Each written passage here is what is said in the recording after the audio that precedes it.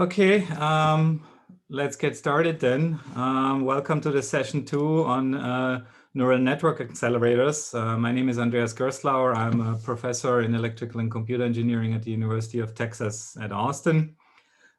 We have 7 talks in this session. I think the format is that we're going to play the videos, which are 10 minutes, and then we have 5 minutes for questions and answers for each of the talks. Before we move on to the next, I would ask the audience to please post your questions in the question and answer window of Zoom. So you can go at the bottom and open the Q&A window, and then please post your questions there, and then we will answer them as we get to the different speakers. Without further ado, we can get started on the first talk of the session. First paper on dynamic co-location policies with reinforcement learning. The presenter for this talk is Yuhao Li. He was a PhD candidate in computer science at Duke University, advised by Professor Benjamin Lee. Yuhao is interested in the development of quantitative methods for computer architecture and systems research, and he is currently working on data-driven techniques for performance optimization and diagnosis for applications in shared data centers. Before coming to Duke, he received his bachelor degree from Shanghai Jiaotong University and the University of Michigan. So, Eneko, please start the video.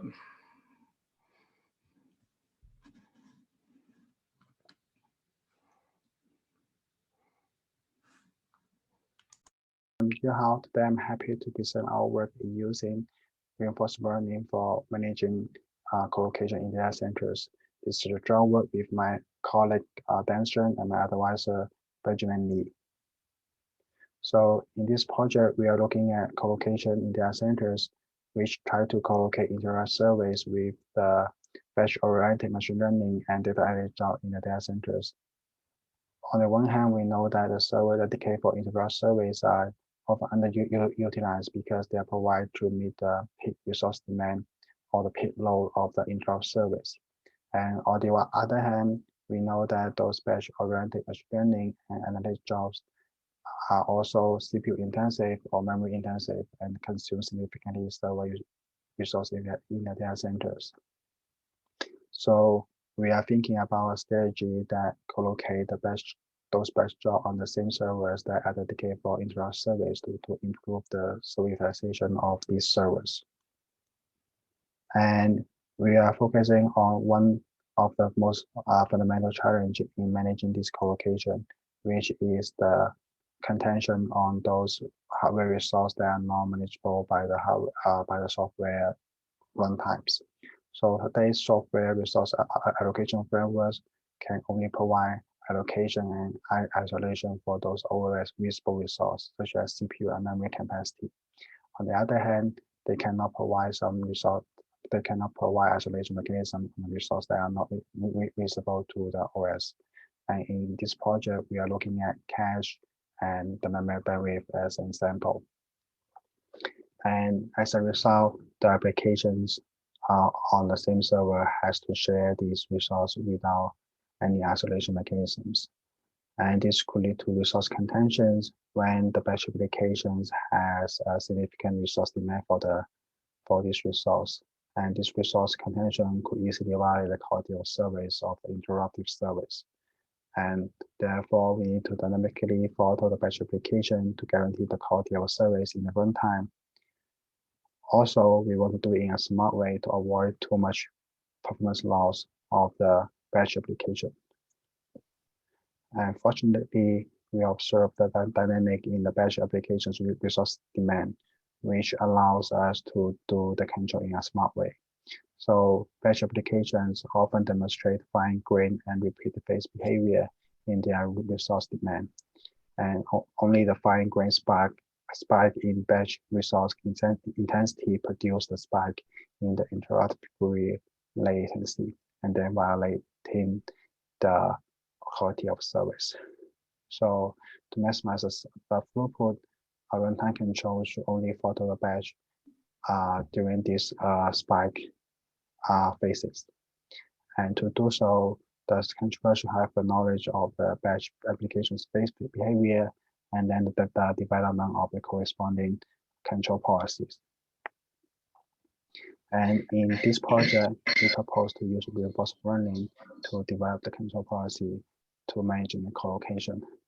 On the left-hand side is a framework that shows is a figure that shows the overall framework of the controller. It consists of two parts, the monitor and the learning agent. The monitors will periodically read the performance and resource contention metric and feed that to the learning agent. And the learning agent will observe this metric and then issue a proper control signal to regulate the batch application's behavior.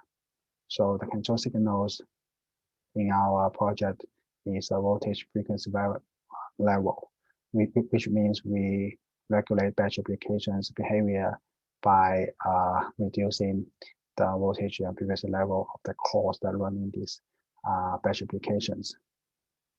And on the right hand side is the abstraction of the reinforcement learning based control. So we formulate this as a reinforcement learning problem. In the reinforcement learning problem, there's an agent which corresponds to the controller in our design, and there's an environment which corresponds to the server in our design. And the agent will periodically observe the state of the environment, issue an action, and then receive a reward signal. So, and the agent needs to maximize the cumulative reward over time. So intuitively, the state corresponding to the observation of the performance and the resource contention metric, and the action corresponding to the control signal, and the reward corresponding to the function that related to the performance gain of two applications. To be more specific, the state in our design contains of features that characterize the performance and the contentions of two applications. For iterative surveys, we use number of waiting requests and maximum service time in the last decision epoch to characterize this load and performance. And for the batch application, we use last load cache miss number and socket level memory bandwidth usage to characterize these contentions. And the actions in our design is the voltage and frequency level signal for the batch applications. And the reward function in our design is a step function that represent the trade-off between the quality of service and the batch application's throughput. So it's equal to a positive batch calls frequency when the quality of service is not violated. So you can imagine that when the quality of service is not violated, the higher the frequency, the more reward will be sent to the agent. And the reward signal is equal to -2 times max frequency when the quality of service is violated to represent the punishment to the agent. So the agent need to maximize the reward in the execution, which corresponding to the maximization of the performance gain of the two applications during the whole execution. And we propose to use classic learning with experience with good play code agent to develop the corresponding policy. For the evaluation, we implement the controller and test it on root servers. So the controller runs as a user space process and issue the control signal in the runtime. And the server is an 8-core SAN server. We use 2 cores for running interrupt service and 6 cores for running batch applications. And the frequency range for controlling the batch applications is 1.2 GHz to 2.1 GHz with a step size of 0.3 GHz. For the benchmark, we use 2 interrupt surveys, 1 web search and 1 keyword store from tailbench workloads. And for the batch application, we use statistical machine learning workloads built with Spark machine learning libraries. So for the experiment result, first we show that the IL-based control can guarantee the interrupt jobs quality of service during the execution. Here we show 2 examples, 2 figures that are showing the tail latencies of 2 interactive service when they are co-located with different batch applications with reinforcement learning control and without reinforcement learning control and at different load level. You can see that without reinforcement learning control, the batch application could easily increase the tail latency to a very high number, even at a very low load level. On the other hand, with the reinforcement control, the tail latency of both interrupt service could be bound to a very small number at different low level. Second, we compare the server utilization achieved by the reinforcement learning algorithm based control with two previous proposed closed loop control mechanisms. So the first method to compare is a static threshold method, which uses simple heuristic to determine the threshold for issuing the control signal. And the second one is the PID control method, which rely on excess of line profiling to determine the control loop parameters. So in all the reinforcement controllers achieve significantly better result compared with the static threshold methods and achieve comparable result with the PID control methods. But more that PID control requires excessive amount of line profiling, while reinforcement learner develop the control policy as the application starts to run and fine-tune the control policy in the execution. So in conclusion, we look at the resource contention problem between the collocated job in the data centers, and we propose reinforcement learning as an effective way to guarantee quality service and improve server utilization. That's all. Thank you. All right. Thank you for the talk, Yuhao. Are there any questions from the audience? Again, please post your questions in the Q&A window of Zoom that you can find at the bottom of the Zoom window to open. So any questions from the audience?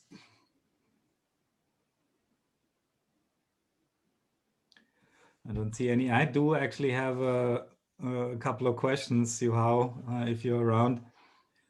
So one question is, you compared the utilization against the PID controller and the simple threshold, but did you also do that in terms of latency?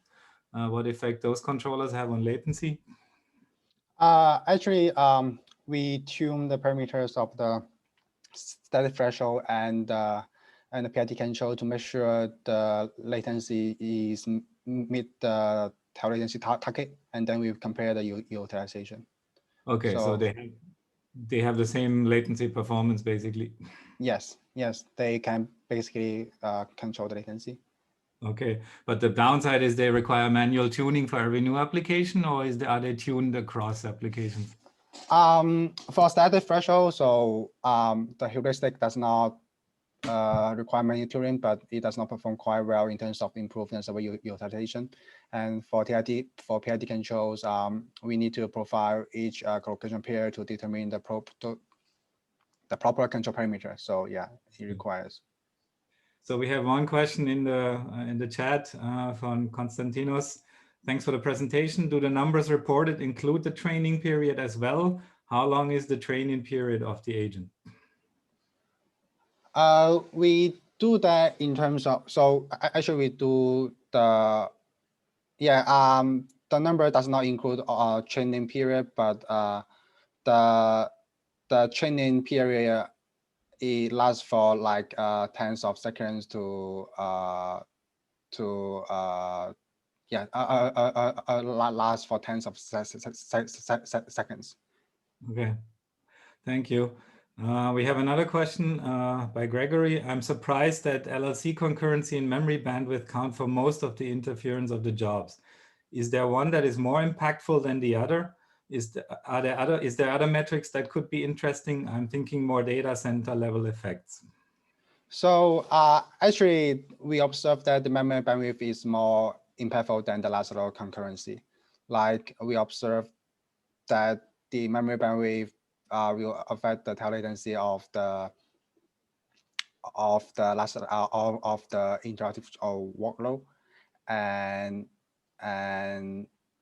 is there any other metric? So there could be other metric like disk I/O and network I/O that will also affect the tail latency, but that effect is much larger than the memory bandwidth memory bandwidth usage, and in our experiment, so we kind of tune the application to make sure there's no such this IO contention and no IO contentions. Okay, thank you. Looks like there are no more questions. Last chance to ask. Otherwise, we can probably move on to the second talk. So the next paper is exploiting parallelism opportunities with deep learning frameworks. The presenter for that paper is Emma Wang. Emma is a software engineer at Google.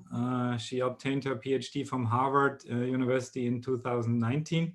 Her advisors there were Professor David Brooks and Professor Gu-Yeon Wei. Her work focuses on performance analysis and optimization for machine learning, and she received her Bachelor of Science degree from Shanghai Jiao Tong University in 2013. But today she's presenting her work that was done at Harvard University. All right. So. Hi everyone, welcome to my talk. My name is Emma Wang. I'm a software engineer at Google. Today, I'm presenting the work I did when I was a PhD student at Harvard, exploiting parallelism opportunities with deep learning frameworks. All of the source code for this work is available on GitHub. Please use the link at the upper left corner. Speaking of deep learning frameworks, there are so many choices. Popular ones such as TensorFlow, PyTorch, MXNet, Caffe2, and so on. As a user, I would wonder, which one should I choose to build my deep learning model? As a performance engineer, I would wonder, how can I optimize for the current frameworks? As a framework developer or designer, I wonder, how can I design a better framework given the existing frameworks in the market? To approach all of the questions, we need to thoroughly analyze the existing frameworks. Instead of analyzing individual frameworks, this work takes the first step in categorizing and analyzing the framework key design features. Those key features are shared by the frameworks such as TensorFlow and PyTorch. The key features include library choices, operator design, scheduling, and the mechanisms to scale beyond one socket.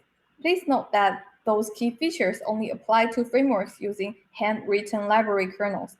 It means that this work does not apply to frameworks using XLA or TBM.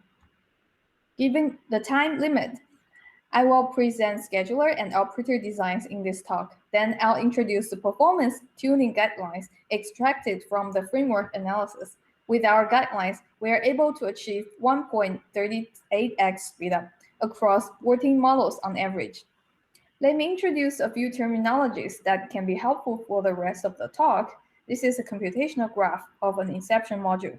The edges represent data dependency and nodes represent operators. Intra-op parallelism is the parallelism within one operator. It can be exploited with SIMD or multithreading on CPUs. Inter-op parallelism is the parallelism across multiple operators, where independent operators can be executed simultaneously, such as the 4 operators highlighted here. The first question here is, how different scheduling mechanisms utilize both parallelism differently? There are 2 scheduling mechanisms. Synchronous scheduling, where we run the one operator at a time. As the example here, the number 1 through 9 is the order in which those operators are scheduled. And asynchronous scheduling, where we run all independent operators in parallel. In the example here, with async scheduling, the same graph can be scheduled in 5 steps instead of 9 in the synchronous scheduling. However, this is assuming unlimited hardware resources. If we have fixed resource, for example, the number of physical cores, the best scheduling strategy here is within between synchronous and asynchronous scheduling cases here. How do we do asynchronous scheduling on CPUs? This is a CPU, and each small block is one CPU core. With synchronous scheduling, we regard all CPU cores as one pool, and we run one operator at a time, and each operator takes all of the resources. With async scheduling, we can split one CPUs into multiple pools, such as here, 4. This way, we can schedule 4 operators at a time, and one operator is scheduled to one pool. Here, the number of threads in one pool is called intra-op threads, and when MKL library is used, MKL thread is one form of inter-op threads. The number of pools is called inter-op pools. To study the best scheduling strategy, we gather a set of benchmarks and run them on the 24-core CPU. We vary the number of inter-op pools and keep the number of threads the same as the number of physical cores. Synchronous scheduling is when there is only one pool. Asynchronous scheduling, the setting is different for different models. Here, we summarize the best number of pools for each model. Since we know that async scheduling is related to how many independent ops we schedule in parallel based on the computational graph, we also summarize that number here, and we call it maximum width of the computational graph. If you remember that the inception module in previous slides with the maximum width of 4, here the best setting for inception module are 2 to 3 pools. We found that in general, the best number of pools is highly correlated to the maximum width. So here is our first takeaway. Best number of thread pools is determined by the model graph width. Next, let's look into how operator designs affect performance. Operator design is the operations at the framework level. Since the library kernels have been fully parallelized, we will see that it is very important to parallelize framework operations as well. Here, the blue bar is the MKL library, which has been fully parallelized with 24 threads. The red bar indicates the TensorFlow level operations. To distinguish that from MKL threads, we call it intra-op threads here. We compare using 1 and 24 intra-op threads for these 5 benchmarks. The results show that parallelizing TensorFlow level operations can speed up the benchmarks by up to 4.2x. This stack bar only shows the main threads on the system. To fully understand how intra-op threads help, let's look at the full system profiling. This plot shows the profile of every single core on the CPU when using 1 and 24 intra-op threads. The first bar of each setting is the same as in the previous slide. The second bar shows the CPU ID from 1 to 23, and the rest shows the hyperthreads. From here, we can see that if there is only one intra-op thread, all of the CPU cores will be waiting for the main thread to finish on the TensorFlow barrier, which is in green here. If we use 24 intra-op threads, the TensorFlow level operations are parallelized on the hyperthreads. So here is a quick recap of the takeaways. At the scheduler level, we split the hardware resources based on the inter-op parallelism of the model. And on the operator level, the framework level thread pool further utilizes intra-op parallelism. Based on these takeaways, plus other interesting analysis in the paper, we summarized a set of performance tuning guidelines. I'll use inception module as an example here. The first step, we simplify the model by keeping only the heavy operators, such as matrix multiplication, convolution, and embeddings. And then we compute the average width of the graph using the total number of heavy operators. Here, it's 7. And divided by the total number of layers, it's 3 here. So the average width of this module is 2. And then we set the number of inter-op pools as the average width, and the number of intra-op threads, and the number of MKL threads as the total number of physical cores divided by the number of pools here. So for this example, we have 24 physical cores divided by 2 pools, so we have 12 threads per pool. To evaluate the guidelines, we integrated with TensorFlow. This patch has been included in our GitHub repository. We use 2 baselines here, and both of them sets the inter-op pools to be the number of sockets. And the TensorFlow Intel recommended settings are our 2 baseline. Both of them configure the settings based on the hardware platform instead of the models. Based on our analysis presented previously, this is suboptimal. And to evaluate this, we gather a set of benchmarks. And we have vision models and models with large embedding tables. For vision models, TensorFlow recommended setting outperforms Intel's recommended settings most of the time. And our setting outperformed both of the baselines for all vision models. We also show the global optimal here, and our performance is very close to it. For models with embedding tables, Intel recommended settings outperform TensorFlow's recommended ones. Our settings outperform both baselines for all cases, and we achieve the same performance as the global optimal for those models. If we put everything together, we achieve 1.38x speedup on average. If we zoom in, our average performance is very close to the global optimal. Thank you so much for your attention. The benchmarks, scripts, and the TensorFlow tuner are open sourced in GitHub. Feel free to give it a try. All right, thank you for the talk, Emma. We have one question already in the Q&A from Sanjay. You assume when you determine the average width that each thread has the same volume of computation. How realistic is that? For example, the number of operations performed by convolution operators depend on a number of parameters like window size, number of channel, distribution of coefficients, etc. Emma? Yeah, I'm still digesting the question. So Okay. I'm assuming each thread has the same volume of computation. Number of operations performed by convolution operators depend on the number of parameters like window size. So so the frameworks we study has this naive assumption that they evenly parallelize all the computation to each thread. So that's based on that assumption of what is implemented in TensorFlow and Caffe 2 for CPU version right now. Yeah. Okay, thank you. I don't know, Sanjay, did that answer the question? So I had one question. Okay, yes, thanks. Okay, any other questions from the audience before I start asking questions? So how do you actually, I wasn't quite clear, how does your scheduler actually work in the end, right? Do you do some simple list scheduling or, right? Or do you just let the OS schedule, or that wasn't quite clear? Yeah, so this part is like we create the threads and the threads pool and the OS will schedule it. Okay, okay. And then, I mean, ultimately it depends, obviously, like you showed in your graphs, how much inherent parallelism is in each operator. If an operator has enough internal parallelism to use all the cores, then, right? But that also varies over the graph, right?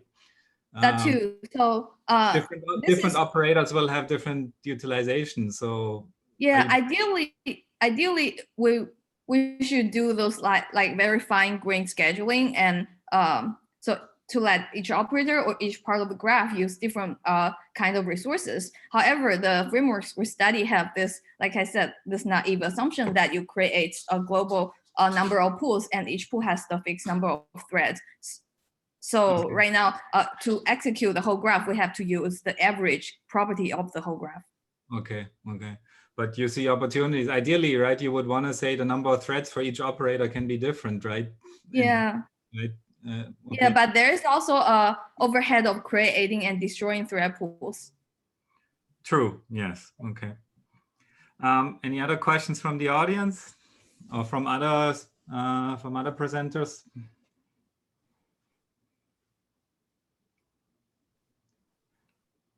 Okay. Doesn't look like it.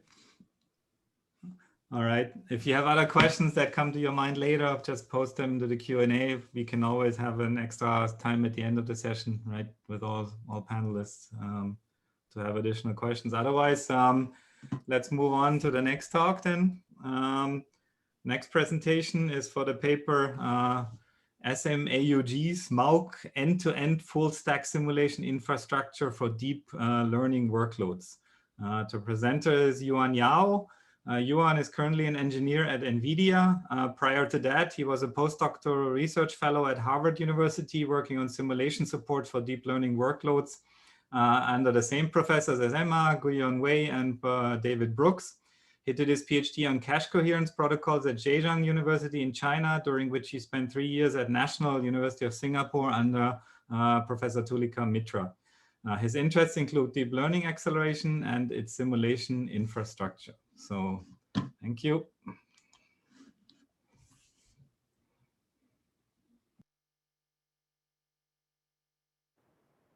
Hello everyone, my name is Yuan. I'm very happy to present our work at HiPAC. Our work is a simulation-compatible deep learning framework. It's called SMAUG. This is the work I did at Harvard when I was a postdoc there, with Sam, Kshitij, Paul, Professor Gu-Yeon, and Professor David Brooks. Our work is open sourced on GitHub, and you're welcome to check it out. So why do we need a tool like SMAUG? There are two primary reasons. First of all, simulation is really important for pre-silicon architecture research, and particularly for studying deep learning workloads, we actually need end-to-end simulation. We find that for single batch inverse latency, the hardware accelerator may only make up 25 to 40%, with the rest spent on the data transfer and in a deep learning software framework. As a result, the additional overheads of the end-to-end behavior must be considered. And there are many things to be considered. Just to name a few, like the data preparation in the software stack, and the design choice of the accelerator SoC interface, and this can go on and on. However, there is no simulation-compatible deep learning framework that is available to us. PyTorch and the TensorFlow are great, but they don't support architectural simulations. And therefore, we have SMAUG, short for simulating machine learning applications using Gen5 Laden. You can see from the name, the simulation is empowered by Gen5 Laden. A few highlights for SMAUG. Its first deep learning framework enable an end-to-end for SoC simulation, and we support flexible SoC modeling, and it's quite easy to integrate your custom design hardware back. We have a complete stack to support end-to-end deep learning workloads, and it's open source. Here is the overview of the SMAUG framework. In the interest of time, I won't go into the details. Broadly speaking, we have three components. We have a Python front end, provides the user with easy Python APIs to construct the network model. The Python front end will also prepare the input to the C++ core, and the simulation actually starts from here. Each graph will go through a series of pre-processing stages, and we have a tiling optimizer, which will figure out the best way to tile each operator in the graph. We also have a runtime scheduler, which will take care of the scheduling. Currently, we have two hardware accelerator backends. We have the NVDOA implemented using Laden. We also have a Sylos array implemented in Gen5 using Gen5's native objects. And in the end, SMAUG will give you the stats that you are interested, like the cycle, the power, and area. In order to demonstrate the simulation capabilities of SMAUG, here we present two sets of case studies. In the first case study, we will try to optimize the end-to-end performance of deep learning workloads using SMAUG. We will be looking at three options. And we also showcase how we can optimize a camera-powered deep learning pipeline using SMAUG. Before we go into the experiments, let me just briefly introduce our baseline system. We use Gen5's Osvaldo CPU model. We use Gen5's Ruby to model the massive coherence protocol. As I mentioned, we have two types of accelerators in the SoC, and by default, data transfer is over DMA. Workloads we use in the experiments, we use 4 image classification datasets, as small as MNIST and all the way to ImageNet. So we have 7 workloads. I want to mention that the workloads we use in the experiments are a little bit behind the actual development. As the paper was written, the development didn't stop. So you will find that we now support non-CNN models. We actually support RNN and NLP models as well. In the first case study, we will look at how we can use coherent accelerator interface to improve the data transfer time. A bit of background on coherency. DMA is commonly used. This is the simplest approach, but you have to rely on the software to flush the cache. So the drawback is very obvious. At the other end, you have full cache coherency. It's the ideal programming model, but having an accelerated cache may not actually suit the deep learning kernels, which always have the very regular data access patterns. So having a simpler sketchpad is probably better. So we try to find something in between, and there's one called accelerated coherency port, ACP. So when you use ACP, the accelerator will directly issue memory requests to the last level cache, and it doesn't need to have a private cache, and it doesn't receive any snoops from the CPU caches. So this represents one-way coherency. So here we will use ACP for the deep learning accelerators. Some results of using ACP compared to the traditional DMA. We show the execution time on the left, and we also break down the energy. We break down the execution time into 3 parts: the compute and the transfer, and also the CPU time. You can see when you switch from DMA to ACP, the data transfer time is greatly improved. This is because now you don't have to flush the cache anymore. You gain some performance there. And this is also because a lot of expensive DRAM accesses are now converted into cheaper LLC hits. This is also evidenced by the DRAM energy reduction we can see on the right plot. In the next case study, we will look at another part of the end-to-end performance, which is the compute. This part. The solution is to use multiple accelerators. Without going into the details, I will show you that we use a runtime scheduler to SMAUG has a runtime scheduler which will take care of the scheduling of multiple accelerators, and also the data broadcasting and the synchronization. And here I show you the results, the performance improvement of using up to 8 accelerators. We can see the compute time is improved a lot, and interestingly, the data transfer time is also improved.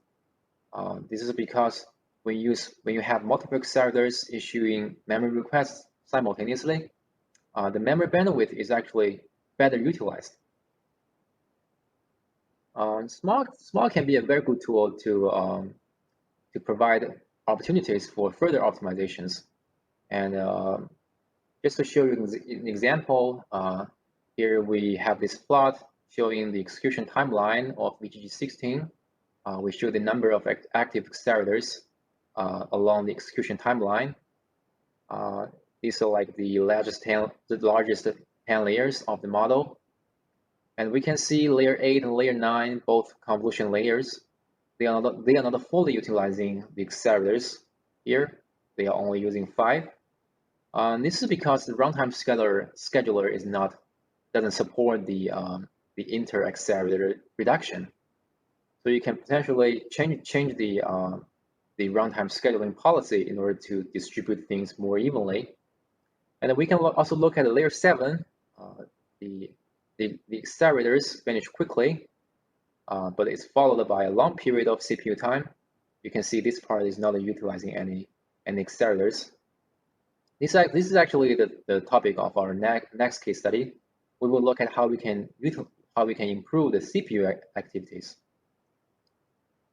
Again, I won't go into the details. I will show you that 85% of the software stack time, the CPU activities, is actually spent on the data preparation and the finalization. Data finalization is just like a reverse process of doing data tiling, because at the end of the every layer, you will have to shuffle the data back into a single tensor, so it can be used by the next layer. And the solution here is to use multi-threaded data management. SMAUG has a user-level thread pool, and we use that to distribute the data preparation and the finalization tasks across multiple CPU threads. Here we show you the performance improvement by using up to 8 CPU threads. We can see the CPU time is improved a lot. Again, this is also because the memory bandwidth is better utilized when you have multiple threads doing the memory copies simultaneously. Just to quickly recap all these three optimizations we have shown so far, we use the accelerator, a coherent accelerator interface to improve the data transfer. We use multiple accelerators to improve the compute, and we use multi-threaded data management to improve the software stack time. And here we combine all these optimizations, and this plot shows the overall speed up. We can see we can achieve as much as 5x. Just to keep in mind that we don't change anything inside the accelerators, and all these speed up is achieved by only changing the system level design choices. Finally, we in the last case study, we construct a camera-powered deep learning pipeline by attaching a 10-layer CNN model at the end of a camera pipeline in order to just show you how you can use SMAUG to construct a bigger application. And the 10-layer CNN model runs on a systolic array, and the camera pipeline is implemented using Halide. And here we show, this plot shows the execution timeline, and we also show the memory bandwidth and the DRAM energy. And if we're targeting 30 FPS, which is 33 milliseconds per frame, we actually have some slack time before the deadline. So we can actually scale down the systolic array configuration in order to save energy. And this is what this plot shows. We can scale down from an 8x8 configuration to 4x8 configuration, and we still meet that line. And a further scale down will violate that line. So yeah, this is just to show you how we can use SMAUG to construct a more realistic, a bigger application. Okay, this concludes our talk, and hopefully we meet the time limit. And again, please check out SMAUG on our GitHub. And thank you very much. All right. Thank you. We do have one question from Emma, who was the previous speaker.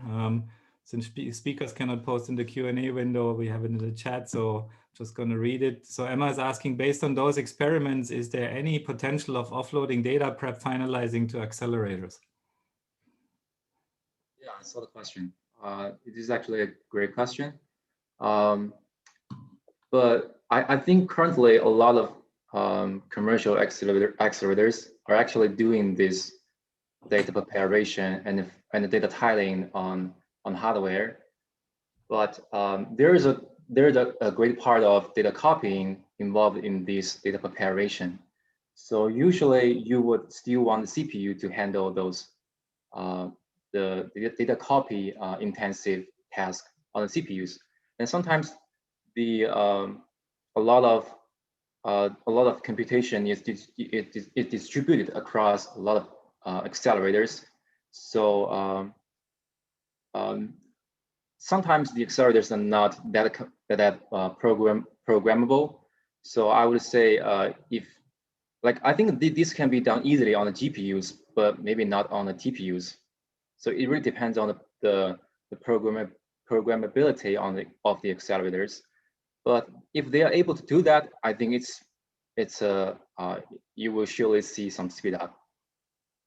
Okay, thank you. We have a question in the Q&A from Grigori, which is actually the same question that I had. So he's saying, thanks for the nice presentation. Were you able to compare your frameworks against real hardware to see if the trends in speed up are respected? Oh, compared to the real hardware? Yeah, did you validate your speed ups that you project to be real, right? We do, yeah. We do have some RTL validation.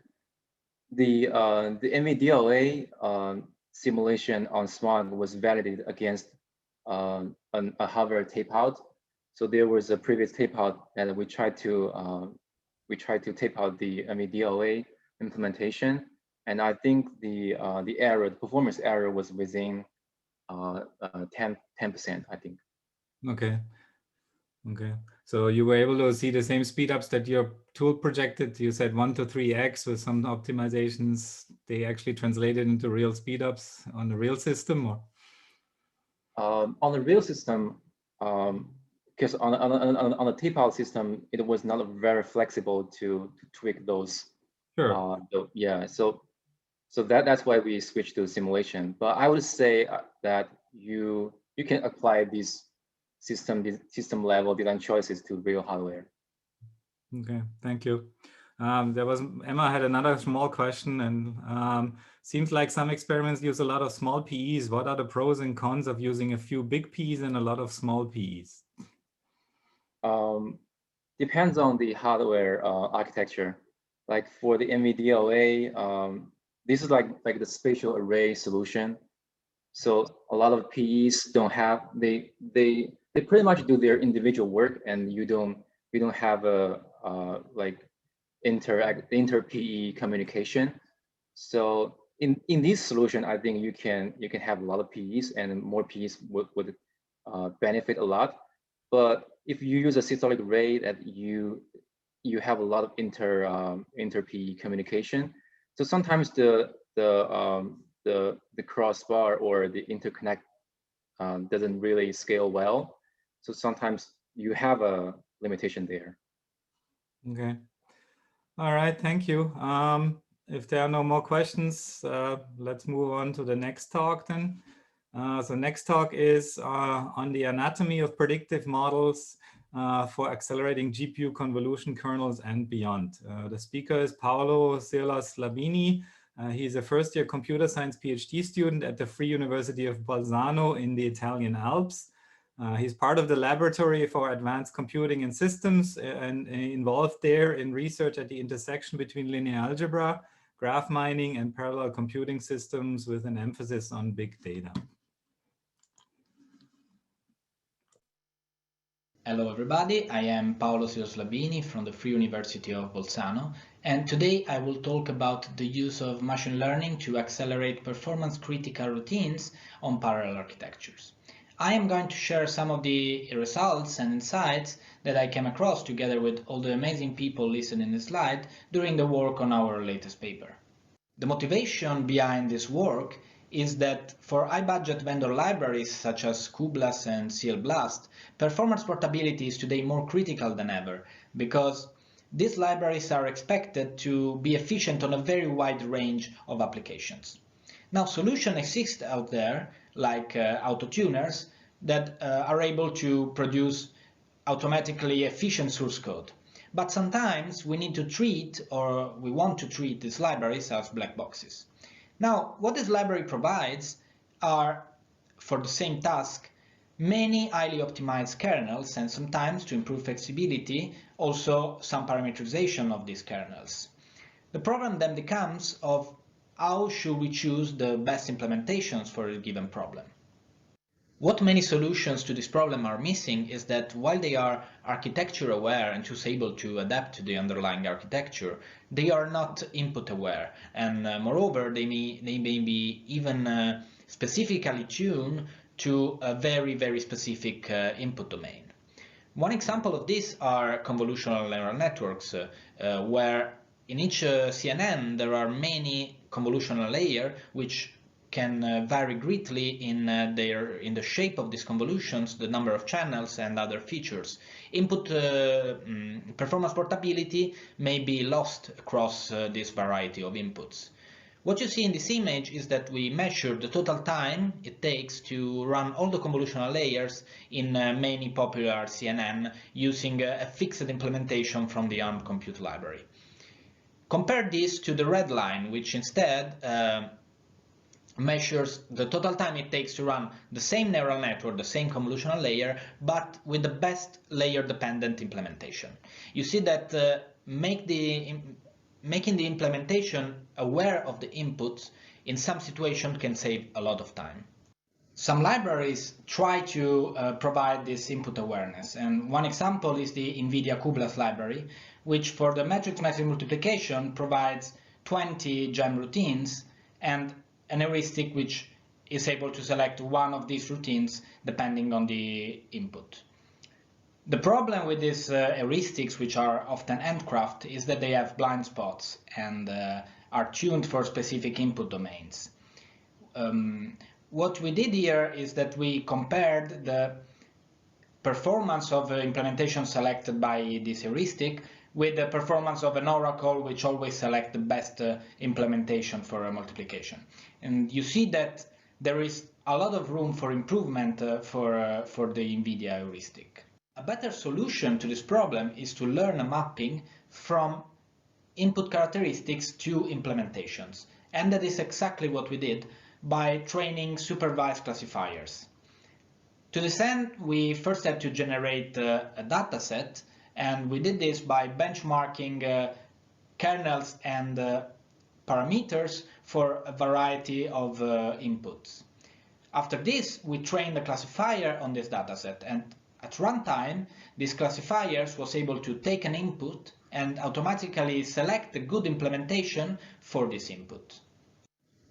The most critical part of this entire process is definitely the dataset generation. Especially on an embedded device, a single benchmark can take some time, and you want to run thousands of them. Moreover, for a single instance, you may want to run multiple benchmarks to have an accurate results. And you may want to put also idle times between benchmarks to avoid thermal effects. So all these factors contribute to make dataset generation an extremely time-consuming process. For this reason, it's necessary to put in place some time-saving strategies. And the most straightforward of them, which may be or not be available depending on your application, is to parallelize the dataset generation, so running multiple benchmarks on identical devices. A second possibility is to use less training point, but use better training points. So employ, for example, advanced sampling strategies to have smaller but better datasets.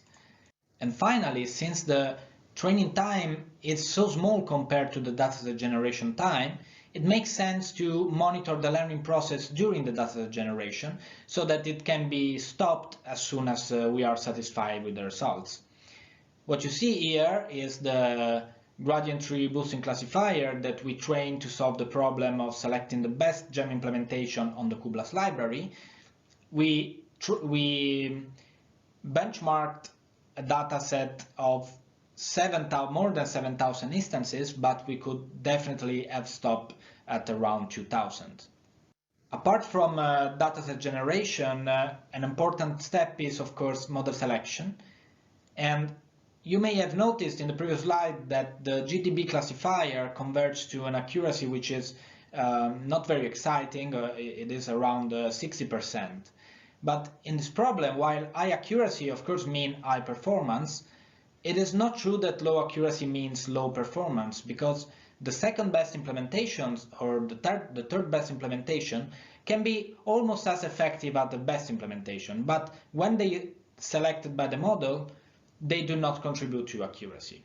So it makes more sense to monitor not only the accuracy but also the performance of these models. And you see that this same gradient tree boosting classifier obtains a performance which is very close to the possible best.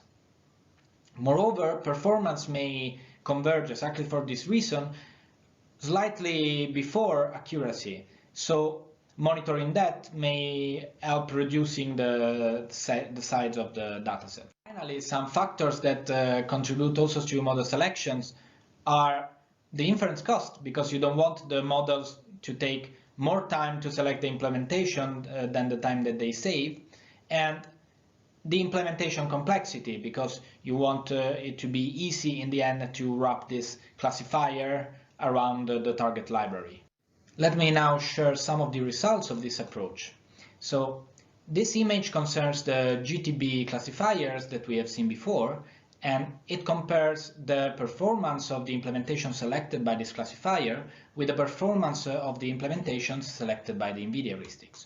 Both of them, of course, are compared to the performance of an oracle, which always selects the best implementation. You see that the GTB classifier is much better than the NVIDIA heuristics at matching the oracle, and overall it obtains a better average performance. Here are some results from a slightly more difficult problem. The problem is to decide the best implementation of GEM on the CLBLAS library, which provides two GEM implementations but each of them has several parameters. If we treat this problem as a classification problem, we have an explosion of classes, one for each combination of parameters. In this case, we restrict ourselves to 80 classes.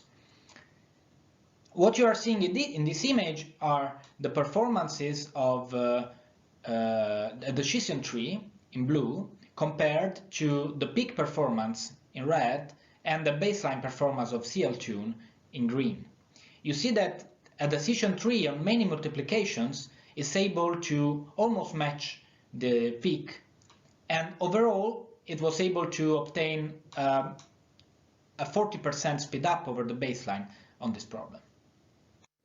In conclusion, input awareness is in some application a necessity, and the initial solution is using supervised learning to learn a map from input characteristics to implementations. Yet special care needs to be taken to ensure that this whole process does not take more time than it saves.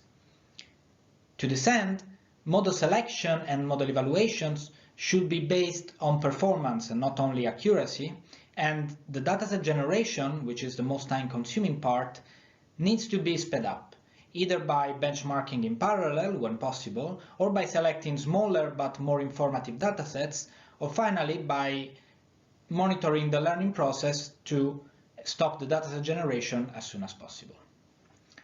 This concludes my presentation, and thank you everybody for listening. I will be now taking questions. Thank you, Paolo, for the talk. Are there any questions from the audience?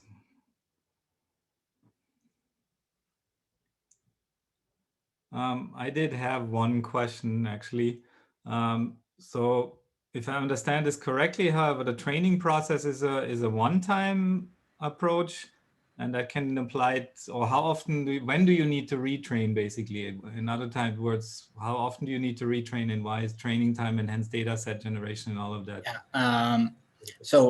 It depends on what are the target of your train. So you want to train across architectures, which is something you may be able to do depending on the model you're using and the feature you're using.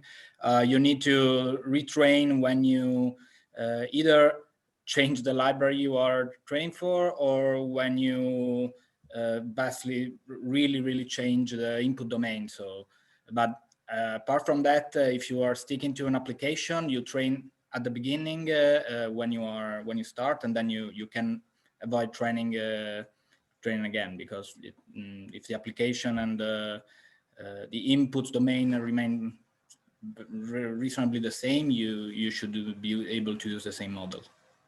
Okay. I mean, ideally, the library developers can provide the trained model with the library, right? That should be the idea, yes.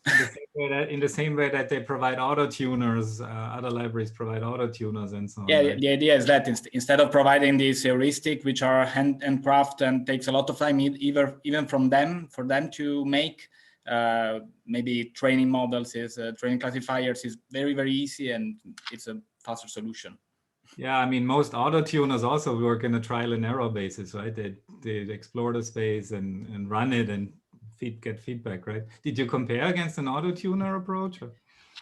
So we wanted to, but the point is that the whole idea of the approach is that you use it when you have totally no access to the underlying working on the library. So we didn't find any auto-tuners that, like for example, the most similar thing that we had was TVM, but still it needed some access to the source code or to the underlying working. So we wanted to treat the whole problem like a truly black box, and we couldn't compare. We couldn't find auto-tuners that really treated it as a black box in the same way that we did. We only compare with the heuristics.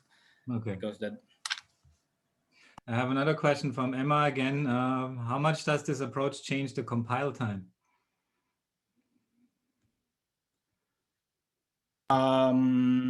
So you. Okay. No, I'm not sure I understand the question. So you. I mean, Emma, maybe you can unmute yourself and just ask. because you do this like completely.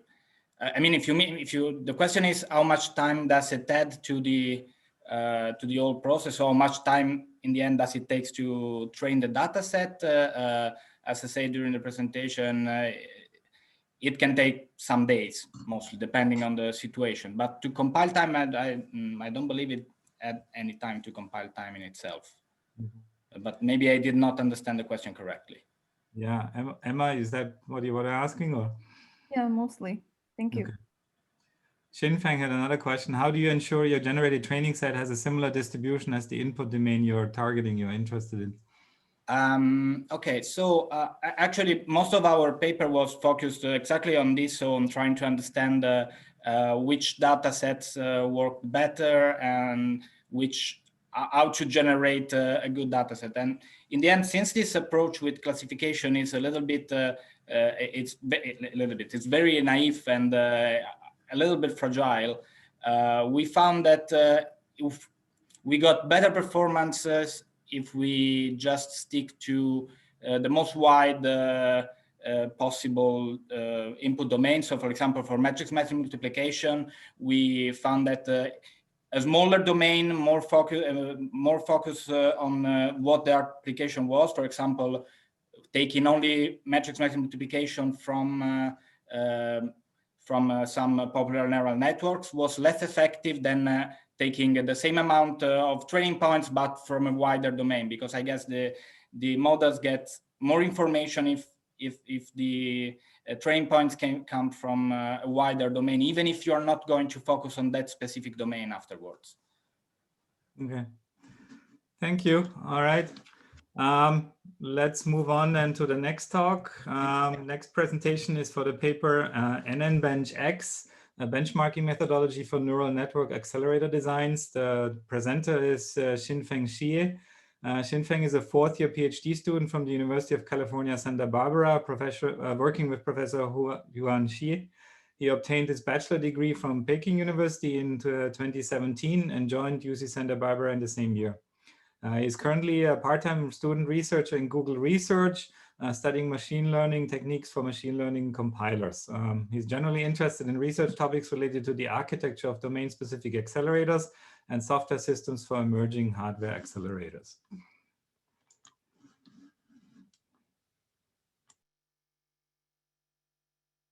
Hi everyone, I'm Xinfeng from University of California, Santa Barbara.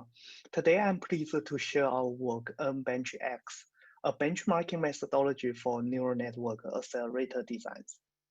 In the last several years, accelerator designs have attracted a lot of attention from both academia and industry, such as TPU and GPU. There are two questions about these accelerators. First, how good are these existing accelerators? Second, how can we design a better accelerator for future workloads? Last, we need a benchmark sheet for evaluating and providing guidelines to accelerator design with a diverse and representative workloads. In addition to challenges of building a benchmark because of diverse and fast-changing models, the software-hardware co-design of accelerators also bring unique challenges.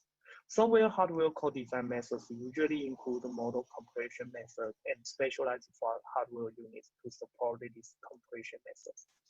For example, a pruning algorithm prunes out insignificant weights, making many tensor operators sparse. Specialized hardware, such as the ERE, is developed to support this sparse computation. Another example is model quantization, which uses fixed points instead of floating point precisions. Accelerators such as the TPU are specialized for these fixed point LUs, which makes it possible for high computation capability under the same power and area budget. In the process of hardware-software co-designs, there are three model variants. One key question over here is which models we use to evaluate software-hardware co-design solutions. Last, we need a benchmark method to cover evaluation of software-hardware co-design for accelerators. In this work, we propose NNBenchX to address all aforementioned challenges. Compared with the other benchmarks, benchx is the first benchmark method to quantitatively characterize workloads for composing a benchmark shoe, and first benchmark method to evaluate benchmark software hardware co-designs of accelerators. Here's the flow of our benchmark method. The key idea to address the challenges of benchmarking software hardware co-design is making both model compression methods and hardware designs as input. First, we quantitatively characterize a set of applications from a given application candidate pool. At the end of this stage, we can get an application set of diverse and representative applications. Second, we apply user input model compression method to application set to get a benchmark should composed of compressed model. Finally, we evaluate these compressed models on hardware designs specialized for these compression methods to get final PPA results. And PPA here stands for performance, power, and area. Let's take a detailed look at the characterization process. The novel part of benchx workload characterization is a two-level analysis to extract the application features of a workload. First, we build an operator pool composed of all individual operators from different applications. Then we cluster these operators into different clusters according to their performance characteristics, such as the locality and the parallelism of an operator. Finally, we extract the application feature according to the time breakdown of an application on each operator cluster. This two-level characterization helps us get a better understanding of operator and application performance characteristics, in addition to operator functionalities. We'll see the guidelines of these characteristics through our case studies.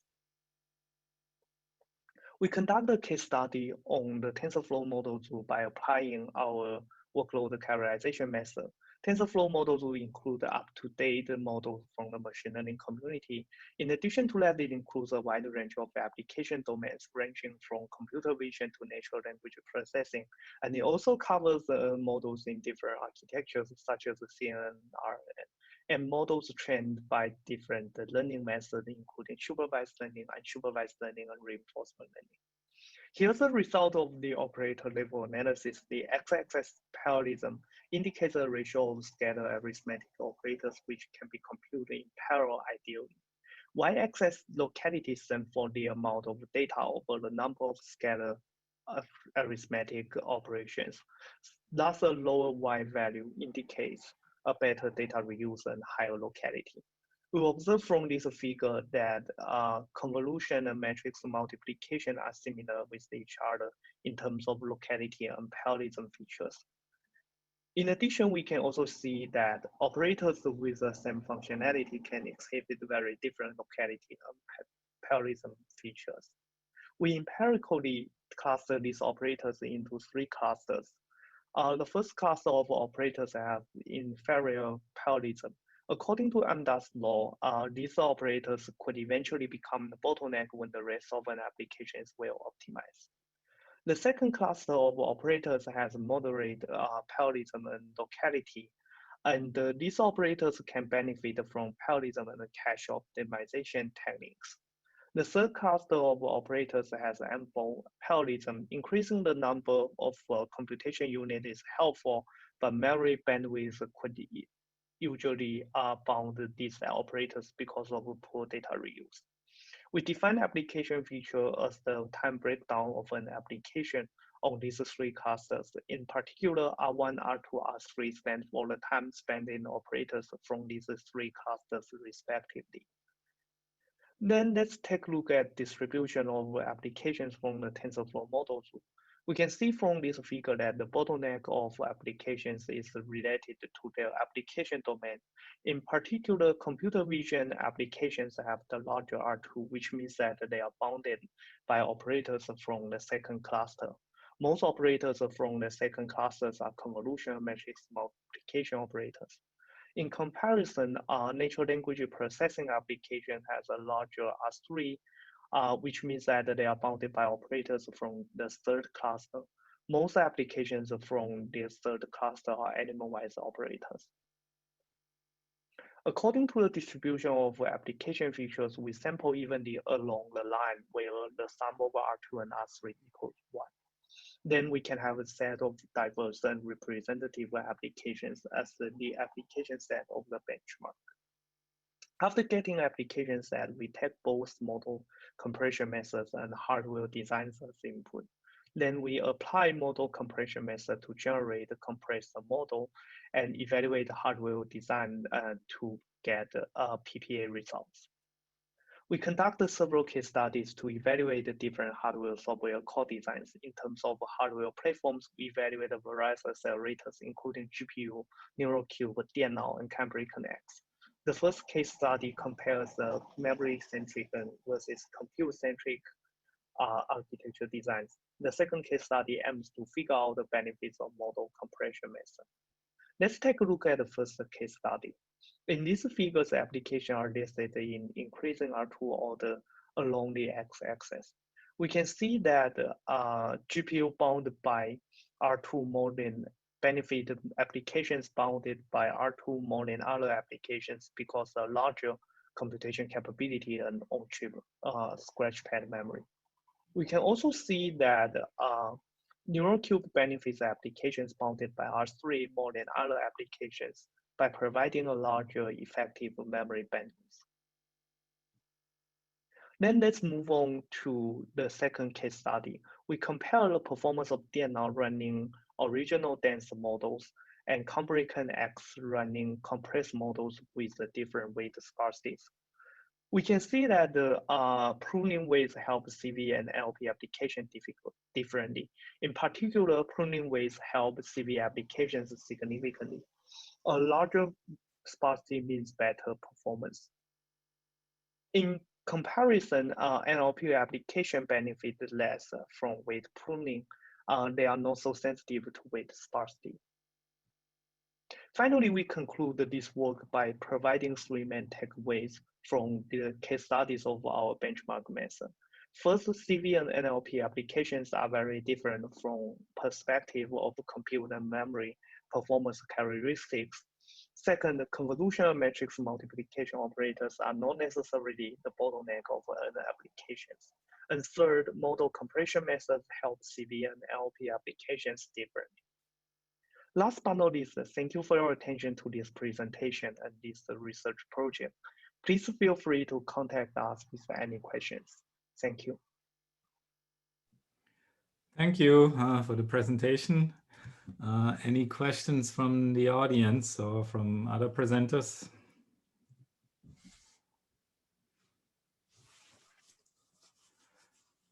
So one question from me. So the results you presented in the last couple of slides, you obtained those by actually running the applications on the real hardware, or what was that? Or was that done through any other means? Oh, that's a great question. And because we are evaluating a hardware accelerator and those from prior research projects, we can't get the real hardware chip to evaluate on. So except the GPU for the rest of the hardware accelerators, we use the first order roofline model to estimate the performance of them. Okay. Okay. First order what model? I didn't understand. Roofline model. Okay. Roofline. Very simple roofline model. Yeah.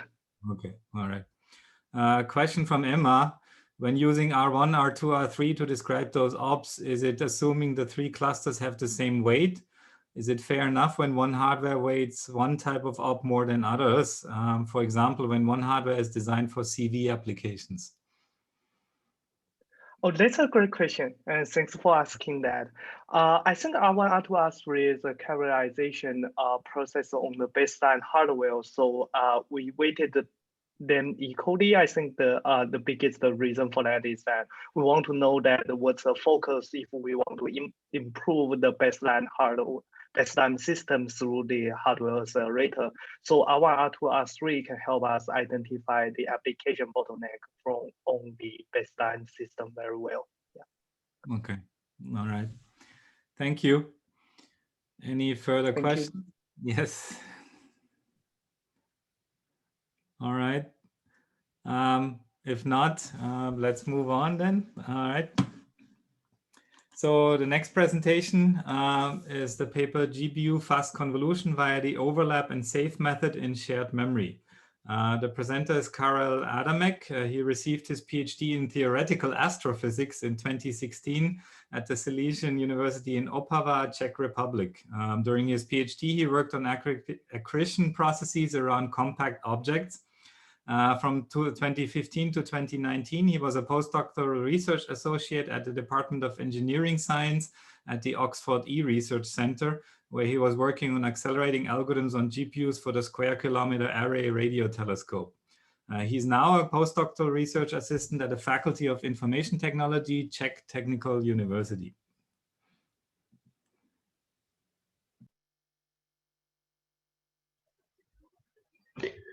Hello, I'm Karel Adamek, and I would like to present our work on fast convolutions via the overlap and save method, which uses shared memory FFTs. This method is up to 3 times faster than standard implementation, which uses NVIDIA QFFT library. My colleagues who contributed into this work are Sofia Di Mundi, Mike Giles, and Wes Armour. Now, the convolution is one of the fundamental signal processing techniques widely used in natural sciences, AIs, or in signal processing in general. The convolution is a linear operation involving the input signal S of size n, our desired filter H of size m, and the output is the convolved signal Y of size n minus n plus 1. The formula which is shown here is for time domain convolution, which is suited for short filters, and the number of operations it's performing is n times m. We can express the convolution by other means. We can invoke the convolution theorem and perform the convolution using frequency domain. In the frequency domain, the convolution is just a complex multiplication of capital H and capital S. These are Fourier pairs of our filter and our input signal in the time domain. The number of operations performed by the frequency domain convolution is of order n log n, where the major part is taken by forward and inverse transformation, which needs to be performed. The diagram of operations is shown on the right. On the input, we have our filter and the input signal, which needs to be padded into the same size. And this is the pitfall of this method, because if we have a short filter, we're introducing a lot of zeros, which we need to process, and we introducing a lot of avoidable operations. After we padded our filter and the input signal, we perform the forward FFT, complex multiplication, inverse FFT to get the output signal back to the time domain. And then, since we are performing circular convolution instead of a linear one, we need to reject edges which contain aliased samples. After that, we will get our output signal.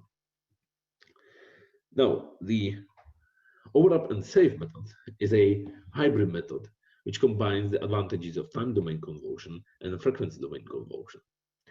It allows us to separate the input signal into independent segments, which are then processed using frequency domain convolution. This is shown on the figure to the right. We have our input signal, which is separated into segments A, B, and C.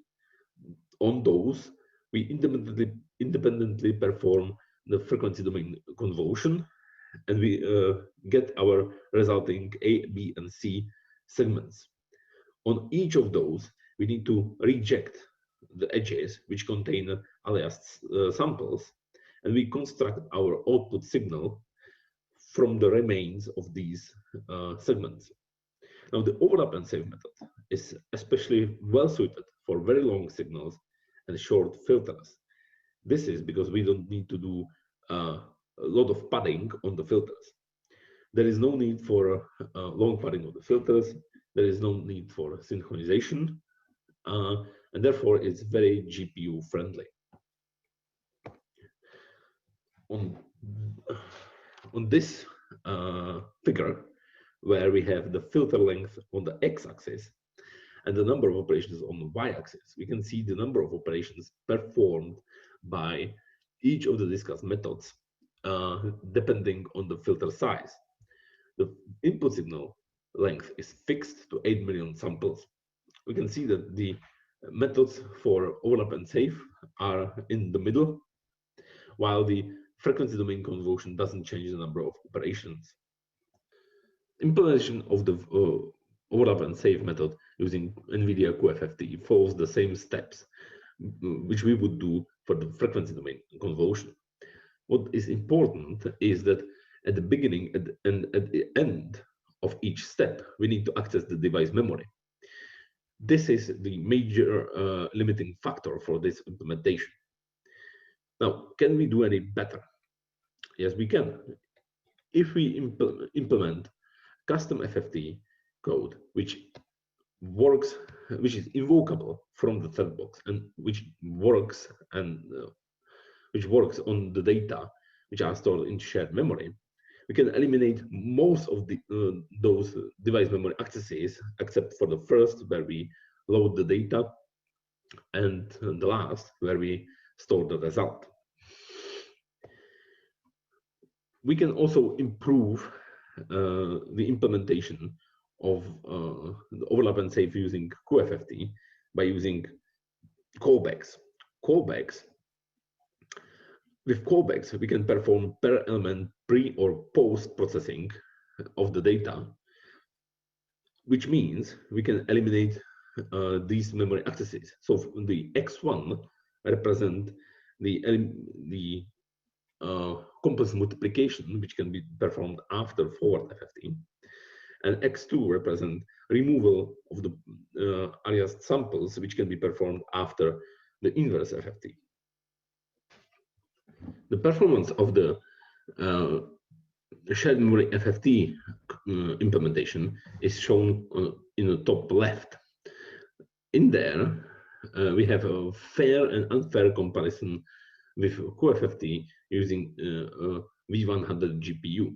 The fair comparison is when both the shared memory FFT and QFFT read the input data from the device memory. As you can see, the shared memory FFT is mostly has the same performance as QFFT. The unfair comparison is where the QFFT reads data from the device memory, while shared memory FFT reads data from shared memory.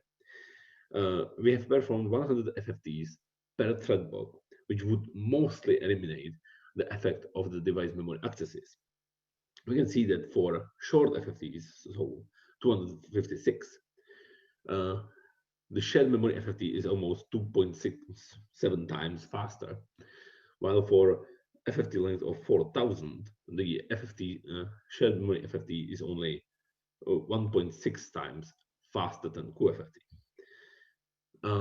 The utilizations of the limiting factors for the whole convolution code on the V100 GPU, as reported by NVIDIA Compute, is shown here. So the major limiting factor is shared memory bandwidth, which is utilized from 73%, followed by load and store instructions, which is utilized at 53%. The floating point instructions are utilized at 50%. The device memory bandwidth is only 33% utilized, and the whole convolution kernel has a occupancy of 50%. Now, below you can see the roofline model computed by NVIDIA Compute, and as you can see, there is very little room to improve. The first ceiling is for double precision, the upper ceiling is for floating point precision. These are our achieved results. This is complex to complex convolution. The input signal size is on the x-axis. This different filter sizes are shown by different length types, and the achieved speedup is on y-axis. We have achieved good speedups for filter sizes below 1024 samples, where we achieved about 1.5 speedups on V100 GPU. The performance, the speedup is almost constant for all filter sizes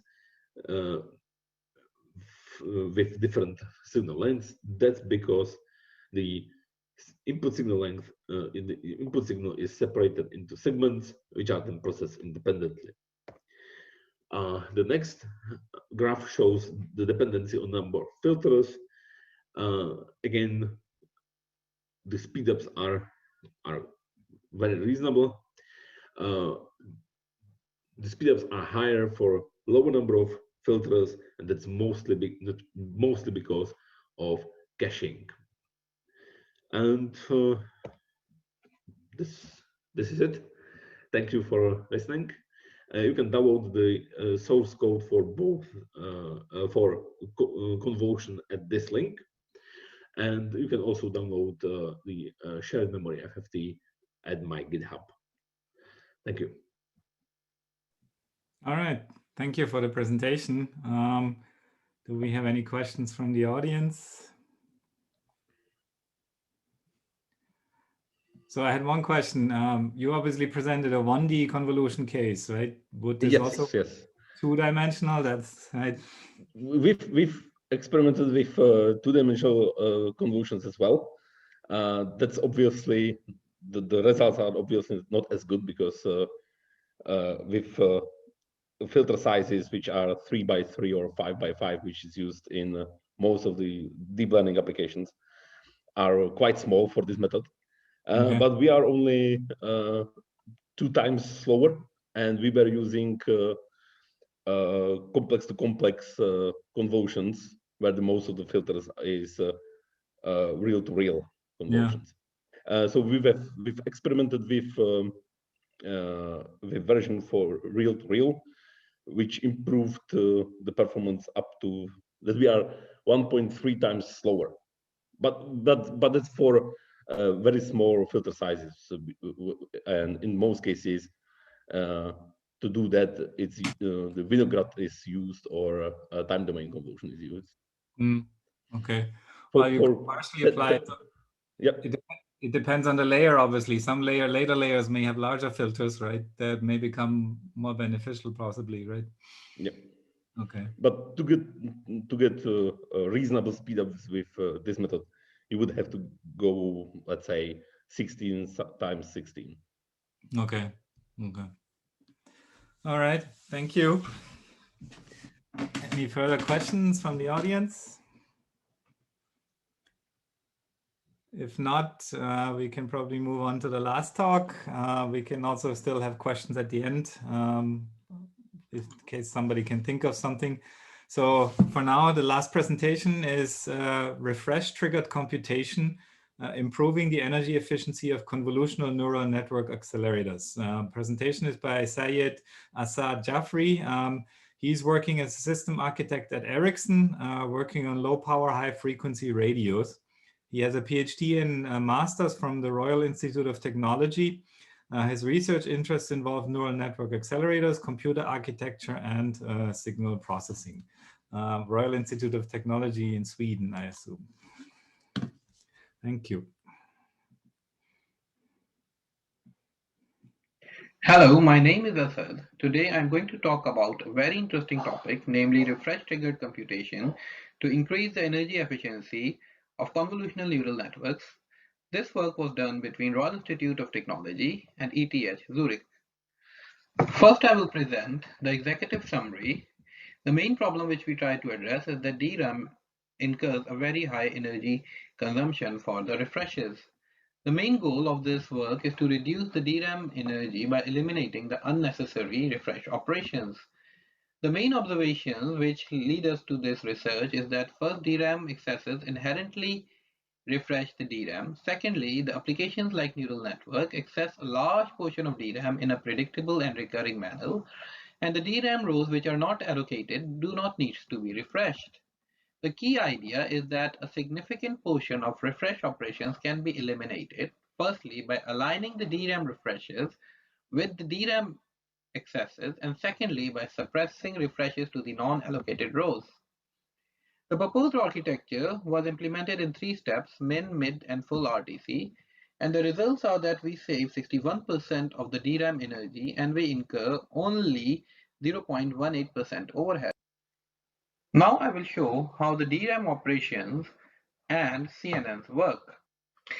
Here I show a typical system with a CPU and a DRAM module that has several DRAM chips inside. There are multiple banks which contain many DRAM cells organized as a 2-dimensional array. A DRAM cell stores a single bit of information as an electric charge in a bank. These cells are vertically connected to sense amplifiers which can read data from the cells and update it if needed. A row of DRAM cells is called DRAM row.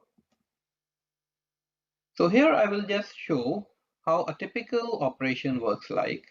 The first command which we give is called activate command. Once we give the activate command, the data from the cells go into the sense amplifiers. Then from the sense amplifiers, we can start the read operation. In the read operation, the data goes from sense amplifier to the CPU chip. And then finally, a pre-charge operation is performed, which gives data back to the row. Now I will show how a convolutional neural network typically functions. A convolutional neural network has multiple layers of convolution and pooling. These layers are mapped to a compute fabric which also contains an on-chip SRAM, and the main memory is contained by an off-chip DRAM. So initially, the data from the first convolution layers enters to the compute fabric.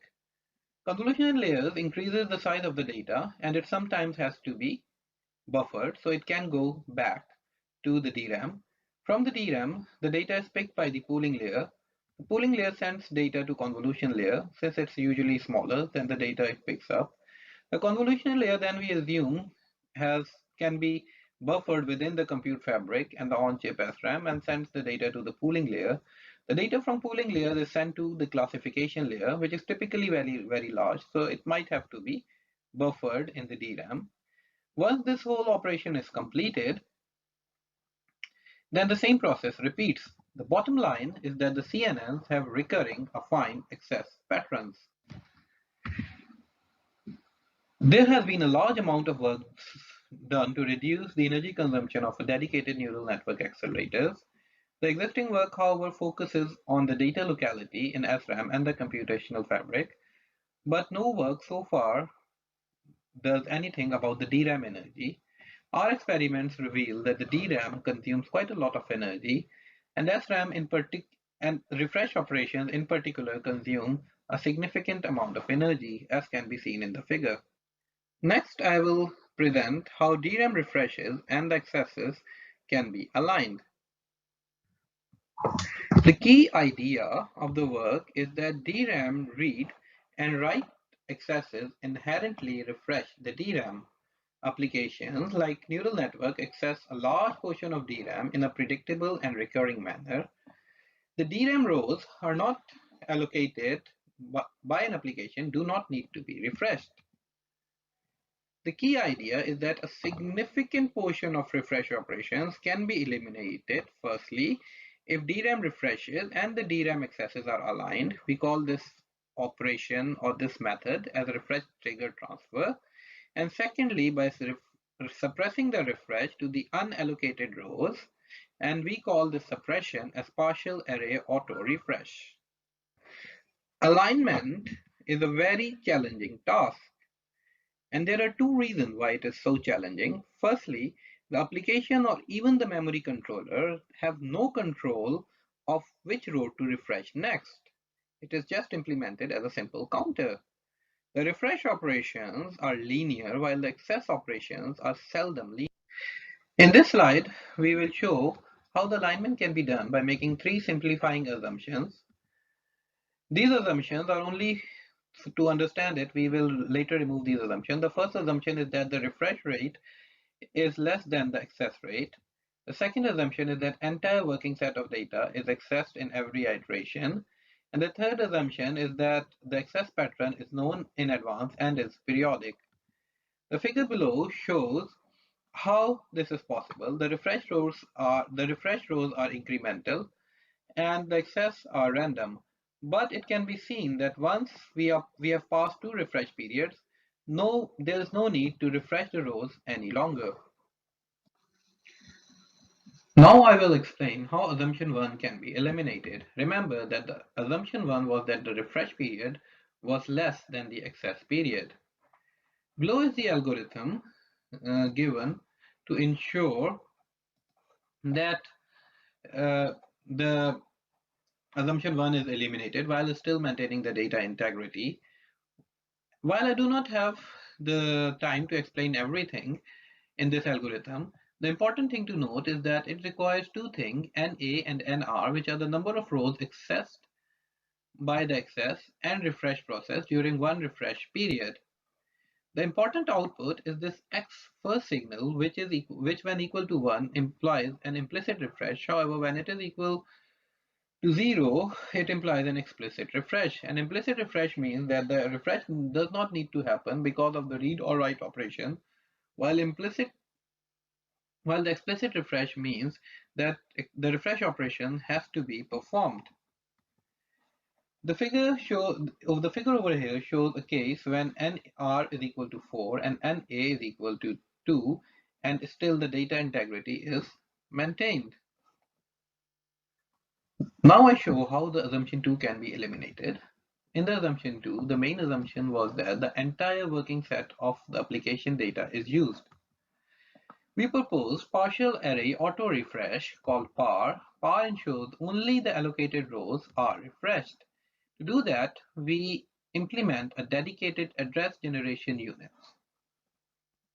Finally, I show how assumption 3 can be eliminated. The assumption 3 was that the access pattern of application is known in advance. RTC was designed for applications with deterministic applications. However, if an application with non-deterministic pattern wants to access the DRAM, then DRAM can simply turn off RTC and shift to normal operating mode. Now I will present refresh triggered computation architecture. DRAM vendors are extremely sensitive to make changes in the DRAM architecture. Therefore, we implemented the proposed architecture in three different levels of intrusiveness called min RTC, mid RTC, and full RTC. The benefits increase from min to full RTC, and the intrusiveness or the overheads also increase. Since I do not have time to explain all the three implementations, I will explain the full RTC, since this is the most aggressive implementation and it will give an essence of what we implement. It mainly requires two main modifications. The first modification is that in order to allow the RTT, we provide an additional address generation unit, which can be seen over here. It is divided into two parts. One is called row address generation unit and the other one is called column address generation unit. And the other change is that we implement an RTC front-end controller to enable the reconfiguration of AGUs and the refresh counter, and implement the algorithm which was explained.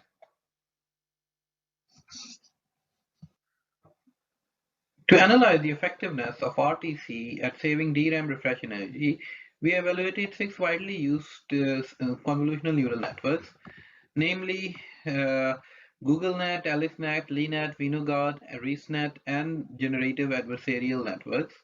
We evaluated 2 cases, one with using 60 frames per second and other using 30 frames per second. What we saw is that when we implemented full RTC, we saved on average 61.3% of DRAM energy. When we used mid RTC, we saved 47% of DRAM energy. When we use min RTC, we save 24% of DRAM energy.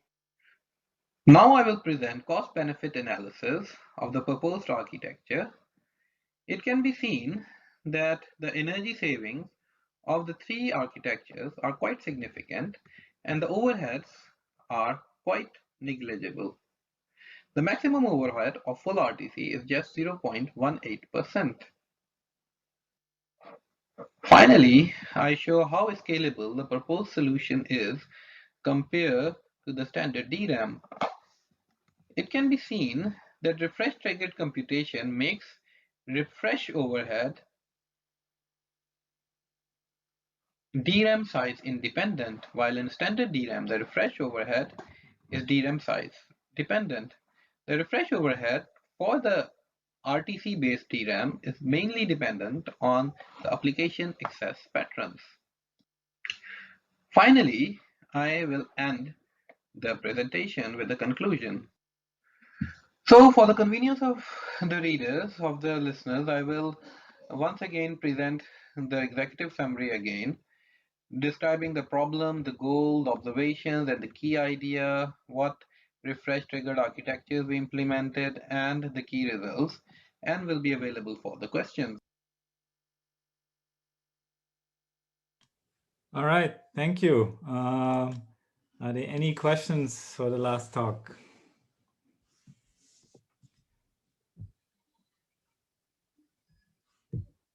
So I had one question. How did you, okay, Emma has a question. Let's go there first. How hard is it to integrate this to industrial DRAM? I mean, yes, I mean, that is the main issue with this. I mean, if we want to do any change inside the DRAM, it's not taken very well by the DRAM vendor. The main issue is the cost, which they say in the process which they have. So typically, we don't change the bank structure. We don't modify the array structure in any way. It's the DRAM controller which is actually modified, and that can probably be done. But yeah, I mean, it depends on the DRAM vendors whether they want to do it. Overall, the change is not that significant. We don't change the array structure of the DRAM, which is the main reason which influences the cost. So, yeah. So, I mean, I had a related question. What, even your min RTC requires changes to the DRAM, or is there any of your 3 approaches completely transparent without requiring changes to the DRAM chip itself? I mean, there are like 3 architectures. One is this full RTC, and then there is mid, and then there is min RTC. Even in the full RTC, we do not change the array structure of the memory itself. Sure. It's the basic controller which we need to change, and we integrate the AGUs.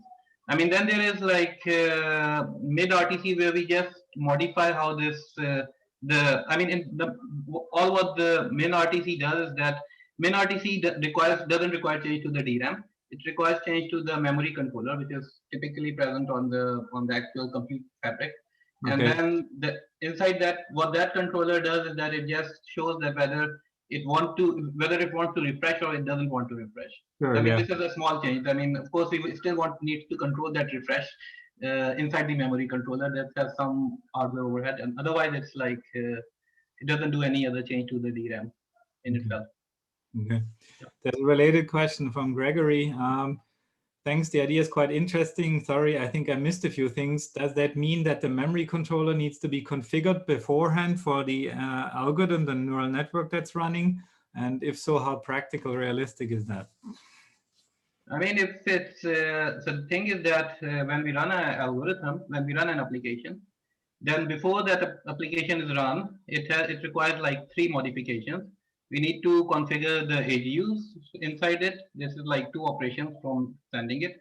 We need to configure the DRAM refresh counter, which is actually managing this refresh. And then we need to initialize it. And once it's done, then it should happen seamlessly. I mean, even if if we have a system which has a accelerator operating at one side, and on the other side we have like multiple neural networks running, we can do it. We need to do this start configuration step, which would be, I would say, not a large amount of time, few words which we need to write, and then after that the operation occurs seamlessly. And then there can also be a scenario where this neural network is sharing this DRAM with a normal application which has a normal DRAM access pattern, right? Which has a random access pattern. And if it is something like a part of it is working on DRAM, a part of it is neural network, the other part is this normal what's called random access pattern, then it is possible to do it at bank level. At least this is what we explored. Which means that at half the part which is running on the random access will actually work like a normal DRAM, whereas the other part which is working on the neural network or FFT or any application which has a known pattern or accessible pattern or like some periodic pattern, that will work on the RTC. And we attempted to do it at the bank level, changing these 2 things. We tried to do it at row. I mean, we thought about doing it at row level, but then it would have been too much overhead, and it's not much gain would have been possible. Okay, thank you. There is another question from Sadhana. Thanks for the interesting talk. Any insights on the access patterns across the networks? Across the network, what does it? Could you clarify? I mean, access patterns is like. From what we saw is that, I mean, if we look through the access pattern, I mean, nearly everything could be everything could be implemented using a fine addressing, which are AGU supported. By a fine addressing, I mean something which has A, B plus C type of an addressing, which means linear plus we can add a constant to it. So that type of addressing was supported by our AGUs, and that allowed us to map all the at least neural networks which we wanted to implement. We also tried to implement FFT. There was also other than convolutional neural network, we had another neural network from Kshitij which is called Bayesian confidence-based neural network called BCPNN. That one also worked well. So we also tried to match the sequence alignment, where we were not able to find this a fine addressing pattern because it's not a very congenial to run on this type of architecture. But then I think we just shifted the bank to run in normal mode, and then it wasn't any game. Yeah. So did you modify the applications, or you run them unmodified original code? No, we had to modify them. The thing is that you mean picking up from the library and then modify it. Well, so what we do. Yeah, also, I mean, you could theoretically rearrange the code, right, to get more favorable patterns, right?